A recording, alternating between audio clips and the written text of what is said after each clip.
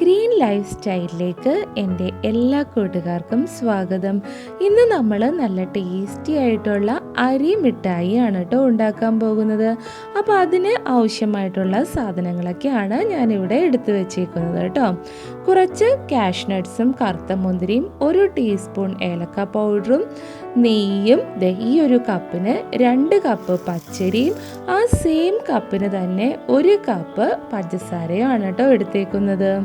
അപ്പോൾ ഈ ഒരു ബൗളിൻ്റെ മുകളിൽ ഞാൻ ഇങ്ങനെ ഒരു തുണി ഇട്ടതിന് ശേഷം നമ്മൾ എടുത്തു വെച്ച പച്ചരി ഇതിനകത്തേക്ക് ഇട്ട് കൊടുക്കാണ്ട് കേട്ടോ. എന്തിനാണെന്നറിയോ, നമ്മുടെ പച്ചരി നന്നായിട്ട് ഒന്ന് തുടച്ച് വൃത്തിയാക്കി എടുക്കാനാണ് കേട്ടോ. കാരണം നമ്മൾ ഈ പച്ചരി കഴുകി വൃത്തിയാക്കണില്ല കേട്ടോ. ഇതുപോലെ ഒരു തുണി കൊണ്ടോ അല്ലെങ്കിൽ ഒരു ടർക്കി കൊണ്ടോ നമുക്കിതുപോലെ തുടച്ചൊന്ന് വൃത്തിയാക്കി എടുക്കാം. ഇല്ലാന്നുണ്ടെങ്കിൽ നിങ്ങൾക്ക് മുറത്തിനകത്തിട്ട് പേറ്റി വൃത്തിയാക്കി എടുക്കാം കേട്ടോ.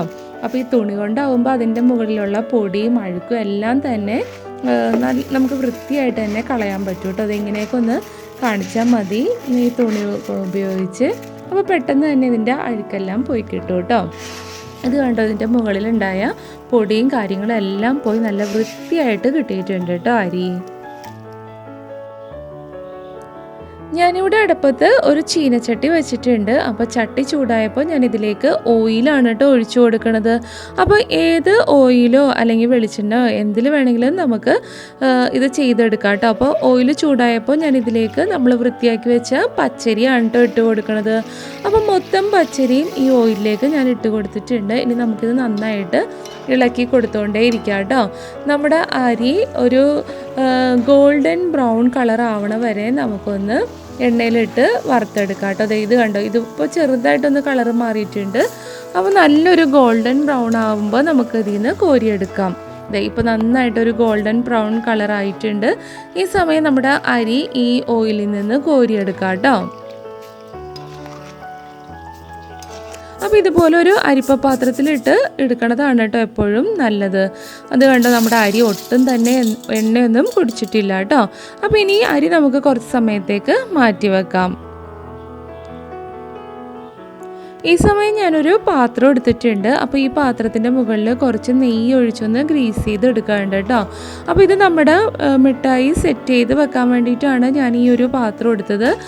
നിങ്ങൾ പാത്രം എടുക്കുന്ന സമയത്ത് അരികിൽ വക്കുള്ളൊരു പാത്രം എടുക്കണം കേട്ടോ. അപ്പോൾ ഞാൻ ഈ വക്ക് ഇല്ലാത്ത പാത്രം എടുത്തത് കൊണ്ടിട്ട് എനിക്ക് അരിക് സെറ്റ് ചെയ്യാൻ കുറച്ച് ബുദ്ധിമുട്ടായിരുന്നു. അപ്പോൾ നിങ്ങൾ എടുക്കുമ്പോൾ ഒരു അരികുള്ള പാത്രം എടുക്കണം കേട്ടോ. അതിനുശേഷം ഈ ഒരു പാൻ അടുപ്പിൽ വെച്ചിട്ട് ഞാൻ ഇതിലേക്ക് 1 ടേബിൾ സ്പൂൺ നെയ്യാണ് കേട്ടോ ഒഴിച്ചു കൊടുത്തത്. ഇതിലേക്ക് നമ്മുടെ കാഷ്യൂ നട്ട്സും നമ്മുടെ കറുത്ത മുന്തിരിയൊക്കെ ഇട്ടൊന്ന് ഫ്രൈ ചെയ്തെടുക്കാം കേട്ടോ. അപ്പോൾ ഡ്രൈ ഫ്രൂട്ട്സ് ആയിട്ട് നിങ്ങളുടെ അടുത്ത് എന്തൊക്കെ ഉണ്ടോ അതെല്ലാം നമുക്ക് ഈ ഒരു മിഠായിയുടെ അകത്ത് ഇട്ട് കൊടുക്കാം കേട്ടോ. അതായത് ബദാമോ പിസ്തയോ.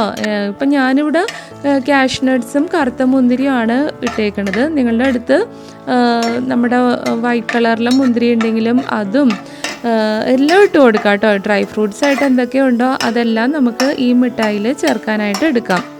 അപ്പോൾ നമ്മുടെ മുന്തിരിയും കാഷ്യൂ നട്ട്സും എല്ലാം ഫ്രൈ ആയിട്ട് വന്നിട്ടുണ്ട്. ഈ സമയം നമ്മൾ എടുത്തു വെച്ച പഞ്ചസാരയാണ് ഞാൻ ഇതിലേക്ക് ഇട്ട് കൊടുത്തത്. അപ്പോൾ പഞ്ചസാരയ്ക്ക് പകരം നിങ്ങൾക്ക് ശർക്കരയും യൂസ് ചെയ്യാം കേട്ടോ. ശർക്കര നന്നായിട്ട് ഉരുക്കിയിട്ട് നമ്മൾ പഞ്ചസാര ഇട്ട സമയം ഇതിലേക്ക് ശർക്കര പാനി ഒഴിച്ചു കൊടുത്താൽ മതി കേട്ടോ. അപ്പോൾ ഇതേ പഞ്ചസാരയിലേക്ക് ഞാൻ 1/2 കപ്പ് വെള്ളവും കൂടി ഒഴിച്ചു കൊടുക്കാറുണ്ട് കേട്ടോ. അപ്പോൾ ഈ പഞ്ചസാരയിൽ ഉണ്ടാക്കുന്നതിനും കുറച്ചുകൂടി ടേസ്റ്റ് നമ്മുടെ ശർക്കര പാനിയിൽ ഉണ്ടാക്കുന്നതാണ് കേട്ടോ. അപ്പോൾ ശർക്കര നമ്മൾ ഉരുക്കിയിട്ട് അരിച്ചിട്ട് വേണം കേട്ടോ എടുക്കാൻ, ഇല്ലാന്നുണ്ടെങ്കിൽ മണ്ണൊക്കെ കടിക്കാൻ സാധ്യതയുണ്ട്. അപ്പോൾ അതേ നമ്മുടെ പഞ്ചസാര പാനി നന്നായിട്ട് തിളച്ച് വന്നിട്ടുണ്ട്. ഈ സമയം നമ്മൾ വറുത്ത് വെച്ച അരി നമുക്കിതിലേക്ക് ഇട്ട് കൊടുക്കാം കേട്ടോ.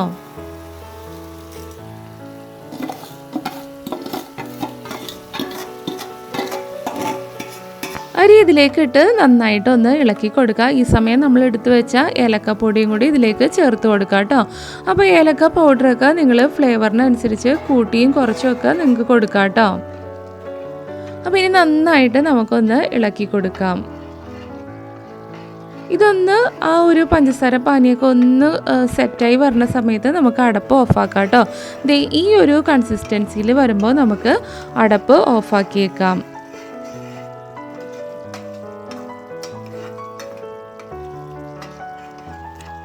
ഞാനിപ്പോൾ അടപ്പ് ഓഫാക്കിയിട്ടുണ്ട് കേട്ടോ. അപ്പോൾ ഇനി നമുക്കില്ലേ, നമ്മളിപ്പോൾ ഉണ്ടാക്കിയെടുത്ത ഈ ഒരു കൂട്ട് നമ്മൾ നേരത്തെ ഗ്രീസ് ചെയ്ത് വെച്ച ആ പാത്രമില്ലേ, ആ പാത്രത്തിൻ്റെ മുകളിലേക്ക് ഇട്ട് കൊടുക്കാം കേട്ടോ. അപ്പം ഞാനിപ്പോൾ എടുത്ത ഈ പാത്രത്തിന് അരികില്ലാഞ്ഞ കൊണ്ടിട്ട് എനിക്ക് നമ്മുടെ ഈ മിഠായിയുടെ അരിക് ലെവൽ ചെയ്തെടുക്കാൻ കുറച്ച് ബുദ്ധിമുട്ടായിരുന്നു കേട്ടോ. അപ്പം നിങ്ങൾ ഉണ്ടാക്കുന്ന സമയത്ത് ഒരു അരികുള്ള പാത്രം എടുക്കണതാണ് കുറച്ച് നല്ലത് കേട്ടോ. അപ്പോൾ ഇങ്ങനെ നമ്മളുടെ ആ ഒരു കയ്യിൽ ഉപയോഗിച്ചിട്ട് ഇങ്ങനെ ഒന്ന് ഒരേ ലെവലിൽ ഇത് ചെയ്ത് കൊടുക്കണം കേട്ടോ. ഒരേപോലെ നമ്മുടെ കപ്പലണ്ടി മിഠായിയൊക്കെ സെറ്റായി നിൽക്കുമല്ലേ, അതേ രീതിയിൽ നമ്മൾ ഈ ചട്ടകം ഉപയോഗിച്ച് ഇത് ഒരേ ലെവലിൽ ഒരേ കനത്തിൽ നമ്മൾ സെറ്റ് ചെയ്തെടുക്കണം കേട്ടോ. കണ്ടോ, എൻ്റെ മിഠായിയുടെ അരികെ എനിക്ക് കറക്റ്റ് അയക്കാൻ സാധിച്ചില്ല, കാരണം അത് ഇങ്ങനത്തെ ഒരു പാത്രം ആയതുകൊണ്ടാണ് കേട്ടോ. അരികുള്ളൊരു പാത്രമാണെങ്കിൽ നമുക്ക് നല്ല ഫിനിഷിങ്ങിൽ ചെയ്തെടുക്കാൻ പറ്റും. അപ്പോൾ ഈ മിഠായി നല്ല ടേസ്റ്റി ആയിട്ടുള്ളൊരു മിഠായി ആണ്. അപ്പോൾ കുട്ടികൾക്കൊക്കെ എന്തായാലും ഇതിൻ്റെ ആ ഒരു ടേസ്റ്റ് ഇഷ്ടപ്പെടും. പിന്നെ അധികം സാധനങ്ങളും നമുക്ക് ഇതിനായിട്ട് ആവശ്യമില്ലല്ലോ. അപ്പോൾ എൻ്റെ എല്ലാ കൂട്ടുകാരും ഈ മിഠായി ഒന്ന് ഉണ്ടാക്കി നോക്കൂലേ. അപ്പോൾ ഇന്നത്തെ ഈ ഒരു വീഡിയോ നിങ്ങൾക്ക് ഇഷ്ടമായെങ്കിൽ ഒന്ന് ലൈക്ക് ചെയ്യണം കേട്ടോ. നിങ്ങളുടെ അഭിപ്രായങ്ങളൊന്ന് കമൻറ്റും കൂടെയും ചെയ്യണം. അപ്പോൾ ഇനിയും ചാനൽ സബ്സ്ക്രൈബ് ചെയ്യാത്ത കൂട്ടുകാർ ചാനലും ഒന്ന് സബ്സ്ക്രൈബ് ചെയ്യണം കേട്ടോ. അപ്പോൾ ഇനി നമുക്ക് അടുത്തൊരു വീഡിയോയിൽ കാണാം. അതുവരെ എല്ലാവർക്കും ബൈ ബൈ.